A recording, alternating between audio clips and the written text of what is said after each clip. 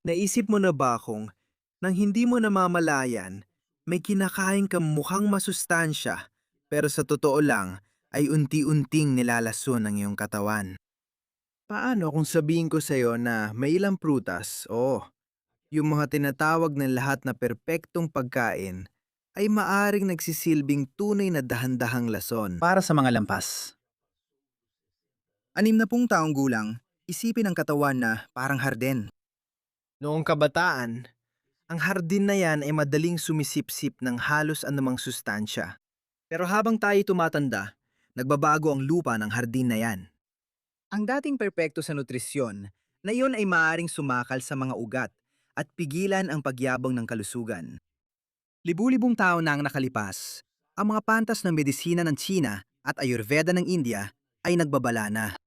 Ang maling pagkain sa tamang edad ay maaaring mas mapanganib pa kaysa sa mismong lason. Malalim nilang naunawaan na habang tumatanda tayo, ang ating sistemang panunaw at metabolismo ay nagbabago ng husto. Ang mga bagay na nagpapalakas sa atin noon ay maaari na ngayong magdulot ng pamamaga, panghihina at sakit kahit hindi natin napapansin.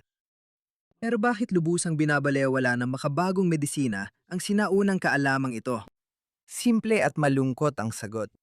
Mas tinututukan na yon ang paggamot kaysa pag-iwas sa sakit. Walang kita kapag gumagaling ang tao gamit ang libreng kaalamang na ipasa sa iba't ibang henerasyon. Ang mga gamot na panggamot sa diabetes, alta presyon, at mga problema sa puso ay nagpapagalaw ng bilyon-bilyon. Ang natural na pag-iwas ay hindi nagpapayaman sa kahit sino maliban sa iyo, sa pamamagitan ng kalusugan at sigla.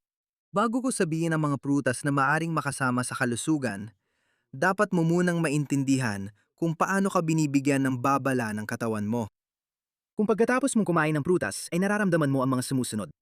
Kabago-utot, bigla ang antok, paghapdi ng sikmura o hindi komportableng pakiramdam. Pagbaba ng enerhiya, pamamaga ng mga paa o kamay. Ito ang katawan mo na literal na sumisigaw na maaaring hindi angkop para sa iyo ang prutas na yan sa ngayon sa buhay mo. Ito ay mga palatandaan na halos walang nagtuturo kung paano makilala, pero maaaring magdala ng malaking pagkakaiba sa pagitan ng pagtanda na may sigla o puno ng mga limitasyon. Ngayon, dumako tayo sa 6 na prutas na kailangang kainin ng mga nakatatanda ng may matinding pag-iingat o iwasan ng tuluyan. Isa, sobrang hinog na saging. Yung saging na may mga maitim na batik sa balat na akala ng marami ay mas masustansya. Para sa mga matatanda, maaari ito maging delikadong trigger. Habang naihinog ang saging, kinu-convert nitong almirol sa simpleng asukal. Karamihan ay fructose at glucose. Ang hinog na saging ay maaaring magpataas ng blood sugar dahil sa mataas na glycemic index nito. Ang biglang pagtaas ng asukal ay lalo ng delikado para sa mga may insulin resistance o diabetes, mga kondisyong napakakaraniwan sa mga lampas sa edad na 60. Isipin mo ang iyong lapay na pagod na, pilit na nagtatrabaho ng mabilis para maproseso ang biglaang pagdami ng asukal. Parang hinihiling mo sa isang matanda na tumakbo ng maraton ng walang paghahanda. At narito ang ilang mga babalang palatandaan. Matinding antok pagkatapos kumain. Pakiramdam na namamaga ang tiyan. Sobrang uhaw. At maging pulikat sa kalamnan ay maaring mangyari pagkatapos kumain ng sobrang hinog na saging. Ang mga sintomas na ito ay nagpapahiwatig na ang iyong katawan ay nakaranas ng biglaang pagtaas ng asukal sa dugo na sinundan ng mabilis na pagbaba. Ang solusyon ay hindi ang tanggalin ang saging, kundi kainin ito sa mas matalinong paraan. Mas mabuting pumili ng saging na medyo hilaw pa, dilaw-berde ang balat, dahil mas mataas ang resistant starch at mas mababa ang glycemic load. Kapag maaari, kainin ang saging kasabay ng protina o malusog na taba, halimbawa may yogurt o ilang mani, para makatulong na mabawasan ang epekto sa asukal sa dugo. Dalawa, pakwan. Masarap at nakakapresko. Ang pakwan ay may lihim na bihirang binabanggit ng mga doktor. Ang pakwan ay pangunahing binubuo ng tubig at natural na asukal at may napakataas na glycemic index, mga nasa 70 hanggang 72 hanggang 80. Ibig sabihin nito, ang mga carbohydrates nito ay mabilis na nasisipsip ng katawan. na nagdudulot ang totoong roller coaster ng glucose sa dugo. Sa mas batang mga katawan, kaya pa itong kontrolin. Pero sa mga matatanda, lalo na sa mga may pagbabago na sa insulin sensitivity, ang biglaang pagtaas at pagbaba na ito ay maaaring magpabigat pa sa mga sistemang mahina na. Mga babalang sinyales. Ang hihina na sinusundan ng pagkabalisa, sakit ng ulo, at madalas na pag-ihi pagkatapos kumain ng pakwan ay maaaring magpahiwatig ng pansamantalang mataas na blood sugar o hyperglycemia. Ang pagsasama ng asukal at maraming tubig ay pansamantalang maaring magpabigat sa mga bato. Kaya naiintindihan kung bakit palaging kailangang umihi. Hindi mo kailangang alisin ang pakwan sa iyong buhay. Pero kainin ito sa maliliit na bahagi, isang katamtamang hiwa, mga 100 at 50 gramo, at iwasang kainin ng pakwan nang walang kasabay na ibang pagkain. Ang pagsasama nito sa mga pagkain na nagpapabagal ng pagsipsip ng asukal, tulad ng mga mani, nogales, almendras o mga kesong mababa sa taba, ay nakakatulong upang mabawasan ang biglaang pagtaas ng asukal sa dugo. Tatlo. Ubas. Maliit, matamis at nakakaadik. Mabilis mong mauubos ang isang bungkos. Ang mga ubas, lalo na ang mga mas matatamis na uri tulad ng ruby, ay mga bomba ng puro fruktosa. Ang mga ubas, lalo na ang mga sobrang tamis tulad ng mga ubas na ruby o Italia, ay napakayaman sa fruktosa. Mga 23 gramo ng asukal sa bawat isang tasa ng ubas. Ang labis na pagkain ng ubas ay maaaring magpabigat sa atay, na siyang nagmemetabolisa ng fruktosa, na nagreresulta sa paggawa ng taba, lipogenesis, at pag-ipon ng visceral na taba. Sa katawan ng matatanda, kung saan bumagal na talagang metabolismo, maaring magdulot ang prosesong ito ng insulin resistance at maging ng pagkakaroon ng fatty liver. Mga palatandaan ng babala. Hindi komportabling pakiramdam sa tiyan at pakiramdam na namimintog matapos kumain ng maraming ubas ay senyales ng hindi maayos na pagtunaw dahil sa labis na asukal. Maaring sumakit din ang kasukasuan kinabukasan. Nangyayari ang pamamaga na ito dahil ang sobrang fructose ay maaring magpataas ng antas ng uric acid pansamantala na nagdudulot ng pananakit na parang sa gout. Mahalaga ang paghinay-hinay. Ang ligtas na dami ay mga 10 hanggang 15 na ubas kada kain o kalahating tasa. Mas mainam piliin ang mga ubas na hindi masyadong matamis tulad ng berdeng ubas dahil mas kaunti ang asukal nito. Para mas makinabang, kainin ang ubas na may balat at muyain ng mabuti. Ang balat ay may fiber at polyphenols na tumutulong pababain ang biglang pagtaas ng asukal sa dugo. Apat. Mangga. Tropikal, mabango at sobrang tamis. Ang mangga ay mahal ng marami, pero kakaunti lang ang nakakaalam na isa ito sa mga prutas na may pinakamaraming asukal. Ang mangga ay isang tropikal na prutas na masustansya, ngunit mataas sa asukal at calories. Ang isang katamtamang laki ng mangga ay naglalaman ng humigit kumulang 45 hanggang 46 gramo ng asukal, halos katumbas ng 11 kutsarita. Para sa mga matatanda na sensitibo sa glucose, may diabetes o prediabetes, ang sobrang taas na asukal na ito ay maaring maging delikado, magpawala sa kontrol ng asukal sa dugo, at posibleng magpalala ng mga umiiral ng metabolic na problema. Mga palatandaan ng babala. Sobrang pagpapawis, biglang pagod, at pamamanhid o tusok-tusok sa kamay o paa matapos kumain ng mangga ay mga babalang palatandaan. Ang mga sintomas na ito ay maaaring senyales ng sobrang asukal sa katawan na sinusundan ng mataas na insulin. Kaya nagkakaroon ng panginginig at malamig na pawis kapag bumaba ang asukal sa dugo. Ang solusyon ay hindi ang iwasan ng masarap na prutas na ito, kundi kainin ito sa tamang paraan. Iwasan mong kainin ang mangga ng mag-isa bilang pagkain o merienda lamang. Mas mainam na idagdag ito sa mga berdeng salad o ipares sa mga lean na protina tulad ng mga piraso ng mangga sa ensalada ng dahon o i-blend sa smoothie na may yogurt. 5. Pinatuyong prutas at kristalisadong prutas. Apricot, datiles, pasas. Bukhang natural at masustansya mga ito sa mga istante ng Whole Foods. Pero may tagong panganib ang pinatuyong prutas para sa matatanda. Sa proseso ng pagpapatuyo, ang pagtanggal ng tubig ay nagpapakonsentra ng 3 hanggang 5 beses na mas maraming asukal kada bahagi kumpara sa sariwang prutas. Halimbawa, ang isang maliit na dakot ng pasas o datiles, mga 30 gramo ay maaari maglaman ng humigit kumulang 20 hanggang 25 gramo ng asukal na katumbas o mas mataas pa kaysa sa isang lata ng soft drinks pagdating sa asukal. Ang ganitong konsentrasyon ng asukal ay mabilis na nagtutulak ng mapanganib na antas ng glucose sa dugo. Ang sistemang humina na dahil sa edad ay hirap tumugon sa matamis na atake na nagdudulot ng pamamaga at metabolic stress. Mga babala, pamamaga ng binti, paa, at pag-ipon ng likido.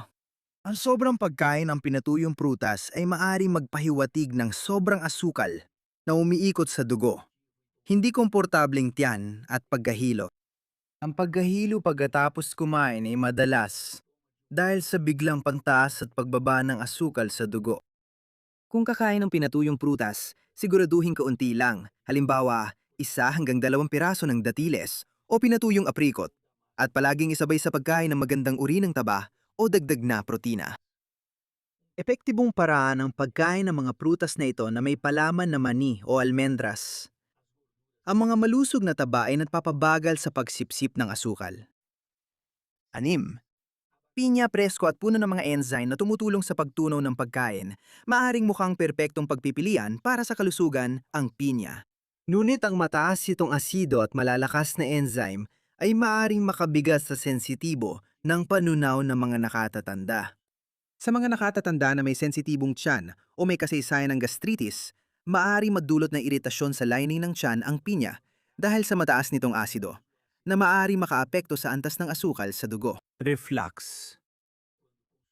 Kapag kinain ng marami o walang laman ng tiyan, ang pinya ay nagpapatas ng asido sa digestive tract na maaring magdulot ng hindi komportabling pamamaga na matagal mawala. Mga senyales ng babala. Sakit o hapdi sa tiyan, acid reflux, at kahit banayad na pagtatay pagkatapos kumain ng pinya, ay napapahiwatig ng hindi pagtanggap sa asido o sensitibong panunaw. Nangyayari ang reflux dahil ang asido ay maaring magpaluwag sa esophageal sphincter, kaya nakakabalik ang laman ng tiyan papunta sa esophagus. Para mapakinabangan ang mga benepisyo ng pinya ng walang problema, piliin ang maliliit na bahagi, tulad ng isang manipis na hiwa o 2 maliliit na bilog ng pinya na mas ligtas. Mas mabuting kainin ito pagkatapos kumain, huwag sa walang laman ang tiyan. Pagkatapos ng tanghalian, halimbawa ang bromelina, ang enzyme ng pinya ay tumutulong sa pagtunaw ng protina, habang ang presensya ng ibang pagkain ay nagpapababa ng epekto ng asido sa iyong katawan. Ngayon, ang pinakaimportanteng bahagi ng pag-uusap na ito. Aling mga prutas talaga ang kakampinan ng iyong kalusugan pagkatapos ng 60 taon? Alin dito ang nagpapalakas sa katawan mo at hindi nagpapahina? Tuklasin natin ang mga tunay na yaman ng kalikasan para sa mahabang buhay. 1. Abukado. Ang abukado ay tinuturing na isa sa pinakamasustansya at pinakaligtas na prutas para sa mga matatanda. Ito ay mayaman sa monounsaturated fats, mga mabubuting taba na nagpoprotekta sa puso at tumutulong magkontrol ng kolesterol. Ipinapakita ng mga pag-aaral ng pagdagdag ng abukado araw-araw sa dieta ay maaaring makapagpababa ng malaki ng LDL o masamang kolesterol kumpara sa mga dieta na walang abukado. Hindi tulad ng ibang mga prutas na nabanggit, ang abukado ay mababa ang asukal, mga 1.3 gramo lamang kada buong prutas, kaya't perpektong katuwang ito sa pagkontrol ng blood sugar. Nagbibigay din ito ng maraming putasa, higit pa kaysa sa saging, at magnesyo, mga mineral na mahalaga para sa kalusugan ng kalamnan at buto sa pagtanda. Isama ang abukado araw-araw, pero sa katamtamang dami lamang, 1 hanggang 2 kutsara sa almusal o kalahati ng maliit na abukado bilang merienda. Gamitin ito ng puro, timplahan ng lemon, o bilang natural na pamalit sa mantikilya sa tinapay. 2. Hulang prutas. Ang mga presa, amora, blueberry at raspberry ay tunay na kayamanan para sa kalusugan sa pagtanda. Ang mga pulang prutas ay tunay na puno ng antioxidants at fiber, Perpekto para sa kalusugan ng mga nakatatanda. Ang mga presa, amora, blueberry at raspberry ay naglalaman ng anthocyanins, mga pigmentong may epektong panlaban sa pamamaga at proteksyon sa mga selula. Ang regular na pagkain nito ay konektado sa mas magandang memora at kognisyon ng mga nakatatanda. Ayon sa pag-aaral ng Harvard, ang madalas na pagkain ng presa at blueberry ay maaring magpabagal ng hanggang 2.5 taon sa normal na pagbaba ng kognisyon dahil sa pagtanda. Bukod sa pagprotekta sa utak, mababa rin ang glycemic index ng mga prutas na ito. Mga 5 hanggang 7 gramo ng asukal kada tasa, gaya ng sa raspberry at presa, na sinamahan pa ng mataas na dami ng fiber. Halimbawa, ang isang tasa ng raspberry ay may humigit kumulang 8 gramo ng fiber. Dahil dito, ligtas ito kahit para sa mga taong may kapansanan. Kumain ng mga pulang prutas araw-araw kung maaari, sa sukat na kalahati hanggang 1 tasa. Napakaganda ng mga ito sa almusal kasama ng yogurt, oatmeal o sa mga fruit salad. 3. Mansanas. Ang mansanas, bukod sa abot kaya at madaling hanapin, ay mayaman sa soluble fiber, gaya ng pectin, na tumutulong magpababa ng LDL cholesterol sa pamamagitan ng pagdikit sa mga bile acid sa bituka. Ang isang katamtamang laki ng mansanas na may balat ay nagbibigay ng humigit kumulang 4 na gramo ng fiber, hanggang 20% ng pang-araw-araw na pangangailangan. Nakakatulong sa regularidad ng pagdumi. Mahalagang aspeto ito dahil ang bituka ay may tendensyang gumagal habang tumatanda. Kahit na matamis, ang mansanas ay may katamtamang epekto sa asukal sa dugo dahil sa taglay nitong fiber at mga compound na nagre-regula ng pagsipsip ng asukal. Tinin ang mansanas na may balat dahil dito matatagpuan ang malaking bahagi ng fiber at mga antioxidant. Para sa mga nakatatanda na nahihirapan umata, ang inihurnong mansanas ay isang mahusay na alternatibo. 4. Asukal limon. Ang limon ay maasim na prutas pero may epektong alkalinizing at anti-inflammatory sa katawan matapos ma-metabolize. Mayaman sa bitamina C, pinapabuti nito ang pagsipsip ng bakal mula sa pagkain na tumutulong maiwasan ng anemia na karaniwan sa mga matatanda. Ang limon ay nagpapasigla ng produksyon ng apdo ng atay na tumutulong sa pagtunaw ng taba at paglilinis ng atay. Gamitin ang limon araw-araw. Pisilin ang kalahating limon sa isang baso ng maligamgam na tubig tuwing umaga para banayad na pasiglahin ang atay at bituka o gamitin bilang natural na pampalasa sa mga salad. 5. Papaya. Ang papaya ay mabuti para sa atay at digestive tract.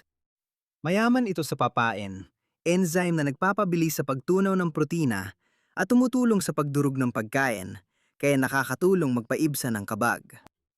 Ginagawa nitong papaya ang mainam na pagpipilian para sa matatanda na mabagal ang pagtunaw ng pagkain o umiinom ng maraming gamot na nagdudulot ng paninigas ng dumi. Kahit kalahating papaya lang ay maaari magbigay ng humigit kumulang 2.5 gramo ng fiber at maraming likido na tumutulong sa malusog na paggalaw ng bituka.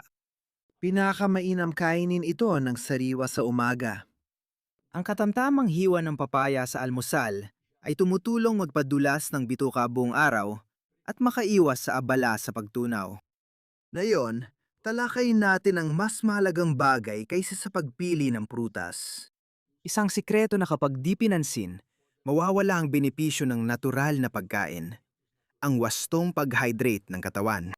Bilang pagtatapos, gusto ko ibahagi ang isang sinaunang reseta na ginamit sa loob ng maraming siglo sa Ayurvedic na medisina para pasariwain ng dugo, ibalik ang sirkulasyon at muling bigyan ng sigla ang katawan. Espesyal na inangkop para sa mga hamon na kinakaharap natin habang tayo ay tumatanda. Isulat ang mga sangkap. 200 mililitro ng natural na tubig ng buko. Isang katamtamang hiwa ng melon. Kalahating dayap na piniga. Isang kutsarita ng sariwang luya na gadgad. 6 na dahon ng sariwang yerba buena. Para maganda, napakadali lang. Ilagay lahat ng sangkap sa blender at i-blend saglit. Sapat lang para maghalo ng mabuti. Hindi na kailangang salain para manatili ang natural na hibla. Inumin ang katas na ito agad pagkatapos ihanda. Mas mainam sa umaga o sa simula ng hapon. Inumin ito ng dahan-dahan para mas madaling masipsip ang sustansya. At gusto mo bang malaman kung bakit napaka-epektibo ng reseta nito para sa mga lampas na sa 6 ang tubig ng niyog ay nagbabalik ng mga mahahalagang mineral na nawawala dahil sa tahimik na pagkatuyot? Ang melon ay lubos na nagpapahidrata sa mga silula at madali itong tunawin. Ang kalamansi ay tumutulong maglinis ng atay at nagpapalakas ng pagsipsip ng mga nutrisyon. Ang luya ay nagpapaganaan ng sirkulasyon at nagpapainit ng katawan na pumipigil sa paninigas at trombosis. Ang yerba buena ay nagpapakalma sa tiyan at nagpapasariwa ng isip. Sama-sama, ang mga sangkap na ito ay bumubuo ng isang tunay na bukal ng likidong buhay na angkop para muling pasiglahin ang tumatandang katawan sa natural at ligtas na paraan. Naisip mo na ba na ang simpleng pagpili ng mas magagandang prutas at pag-aalaga sa hydration ay maaring magdulot ng malaking pagbabago sa kalusugan mo? Lahat ng ibinahagi ko ngayon ay mga nakalimutang katotohanan. Ngunit maaring baguhin ang iyong buhay mula sa loob palabas. Kung tingin mong ang buhay ay isang banal na regalo, mag-comment ka. Ang buhay ay banal. Palalakasin nito ang iyong dedikasyon sa iyong kalusugan, sa iyong kaligayahan, at sa pag-aalaga ng iyong katawan na siyang tahanan ng iyong espiritu.